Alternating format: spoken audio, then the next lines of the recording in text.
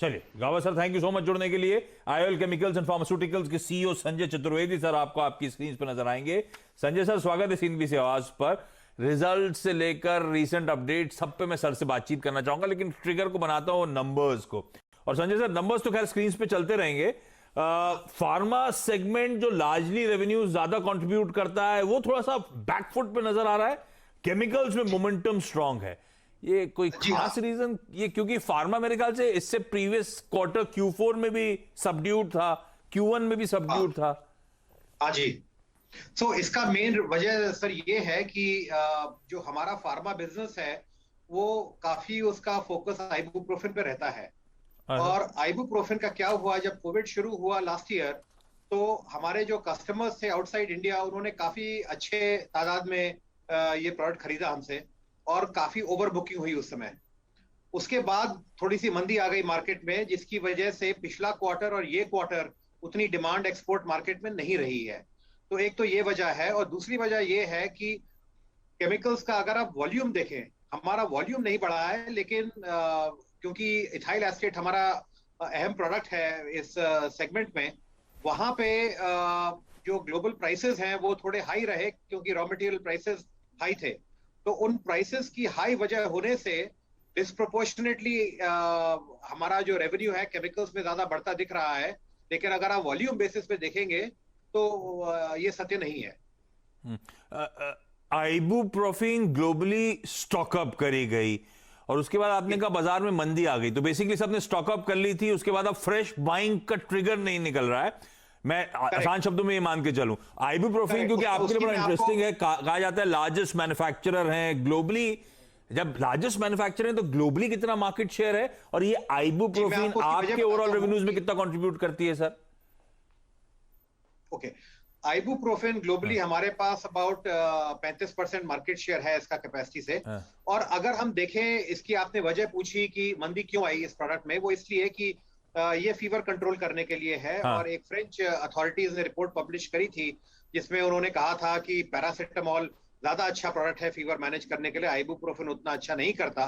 तो उसकी वजह से पैरासिटामोल का अगर आप सेल देखें, जो अभी आज हमारे पोर्टफोलियो में नहीं है, काफी कस्टमर्स ने उस पर स्विच करा। 7-8 महीने बाद वो रिपोर्ट वापस ले ली गई और रद्द कर दी गई कि नहीं साहब, ऐसा नहीं है, और आइबुप्रोफेन भी उतना ही अच्छा काम करता है जितना पैरासिटामोल। लेकिन तब तक हमारे जो की कस्टमर्स थे वो पैरासिटामोल ले चुके थे। तो ये जो मंदी है, हमारा अंदाज है कि पिछले क्वार्टर थी, इस क्वार्टर भी रहेगी, लेकिन Q3 और Q4 में डिमांड अच्छी होगी आइबुप्रोफेन की। तो Q1 में तो आइबुप्रोफेन के वॉल्यूम्स मेरे ख्याल से 15% साल दर साल गिरे थे, तो ये Q2 में भी आप कह रहे हो वॉल्यूम्स गिरते हुए नजर आएंगे, पर Q3 से ये सिचुएशन करेक्ट होती हुई नजर आएगी। बिल्कुल सही कह रहे हैं साहब। तो साल का सेकेंड हाफ जो है, दूसरी छमाही जो है, फिर हालात इंप्रूव होते हुए नजर आएंगे। अच्छा, फार्मा के मार्जिन्स, ये फार्मा पॉकेट जो है आपकी, Q4 में 29.7% मैसिव इरोजन हुआ था, 43% साल दर साल। उसके बाद Q1 में आए तो ये 23% पे मार्जिन्स चले गए। तो फिर ये ठीक है, वॉल्यूम्स ठंडे थे तो मार्जिन्स पे मेरे ख्याल से पर्कुलेट होकर प्रेशर बना होगा, पर फिर सस्टेनेबल बेसिस पे सेकेंड हाफ में एक्सपेक्ट करूं फिर फाइनेंशियल ईयर के मार्जिन्स रीसेलेक्ट होते हुए नजर आएंगे। एग्जिट मार्जिन्स फिर फार्मा के FY22 के क्या होंगे सर अंदाजन? मैं आपको पहले विजिबिलिटी देता हूं Q3 और Q4 की। तो पहली बात तो ये हमको समझना चाहिए कि जो API इंडस्ट्री है, उस इंडस्ट्री में जो एवरेज एबिट मार्जिन्स रहते हैं वो 20 से 25% के बीच में रहते हैं, वो चाहे IOL हो या और कोई कंपनीज भी हो। तो 20 से 25% के जो मार्जिन्स हैं वो हमारे हिसाब से हेल्थी हैं, सस्टेनेबल भी हैं, और हमारे इसी रेंज में रहेंगे। तो अगर आप देखें ऑन अ सस्टेन्ड बेसिस, हम एज अ कंपनी 22 से 25% का एबिट मार्जिन प्रोजेक्ट करते हैं। 22 से 25% सस्टेनेबल बेसिस पे। अच्छा, ये मैंने अजम्पशन ले लिया कि वॉल्यूम्स गिर रहे थे, वही कहीं पर्कुलेट होके तो नहीं आए मार्जिन्स में, या फिर दूसरा रीजन कई लोग कहते हैं कि कहीं शायद मोबिलिटी रिस्ट्रिक्शंस चाइना में इंपोज करे गए थे, API शिपमेंट्स इंपैक्ट हो रहे थे, रॉ मटेरियल की कीमतें बढ़ रही थी। क्या ऐसा भी हो रहा है क्या सर इस समय? उसका भी असर पड़ रहा है क्या? कुछ इस बीच कुछ रिलीफ आया है क्या, अगर ऐसा हुआ है तो? उसका उतना इम्पैक्ट नहीं है, लेकिन ये है कि आप जो कह रहे हैं उसमें कुछ सत्य ये है कि मल्टीपल फैक्टर्स हैं। ऐसा नहीं है कि एक ही फैक्टर है जिसकी वजह से उछाल चढ़ाव या कुछ चीज गिरती है। हाँ, ये जरूर है कि क्योंकि आपने देखा होगा पिछले कुछ महीनों में जो शिपमेंट्स हैं, शिपमेंट के रेट्स बहुत बढ़ गए हैं। तो हमारे जो कस्टमर्स हैं वो भी अपने ऑफटेक को थोड़ा जितना डिले कर सकते हैं वो कर रहे हैं, क्योंकि आप अगर देखिए जो कंटेनर इंडिया से जाता था यूरोप, वो तकरीबन $2,000-2,500 पर कंटेनर जाता था, जो आज की तारीख में $8,000 पर कंटेनर हो गया है। तो बट हमारी समझ से ये जो है ये स्ट्रक्चरल शिफ्ट नहीं है, ये एक टेम्पररी प्रभाव है जो ईज ऑफ हो जाएगा।